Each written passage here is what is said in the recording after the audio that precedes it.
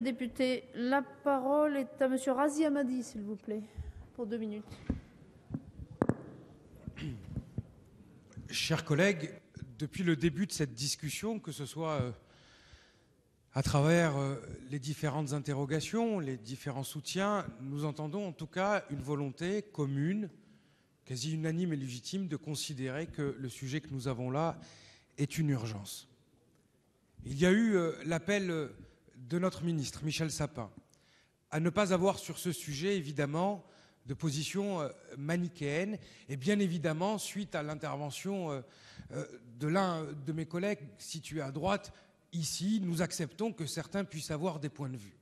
Mais en aucun cas, nous ne pouvons accepter, différents, mais en aucun cas, nous ne pouvons accepter qu'il y ait cette caricature qui consisterait à faire croire qu'il y aurait d'un côté des situations simples, financées seulement par l'État, qui ne voudraient pas entendre parler du non-marchand, parce qu'il n'y a pas simplement les idées pour l'avenir qui seraient différentes. Il y a aussi les bilans, et notamment sur un certain nombre de critiques que vous avez faites. Quid du plan Espoir banlieue, qui lui, pour le coup, ne prenait pas en compte l'ensemble des territoires du pays, et donc potentiellement l'ensemble des jeunes de ce pays confrontés à des situations de difficulté vis-à-vis du travail. Quid du plan Espoir banlieue quant aux 45 000 emplois, notamment marchands, qui étaient prévus?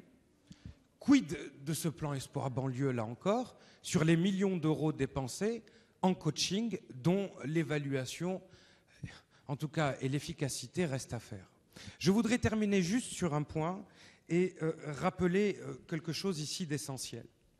Dans la 7e circonscription de Seine-Saint-Denis, qui regroupe les villes de Montreuil et Bagnolet, et j'ai entendu un certain nombre d'élus issus de territoires ruraux ou urbains rappeler l'urgence à laquelle ils étaient confrontés lorsque le taux de chômage chez les moins de 25 ans atteint quelquefois dans certains quartiers plus de 70%.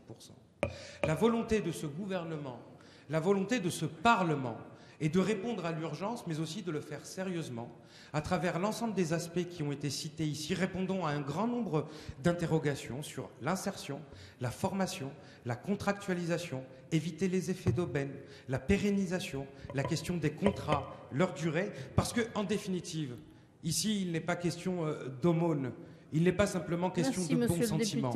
Il est de répondre à une urgence sociale, car à la charité des bonnes âmes, nous préférons la justice des bonnes règles.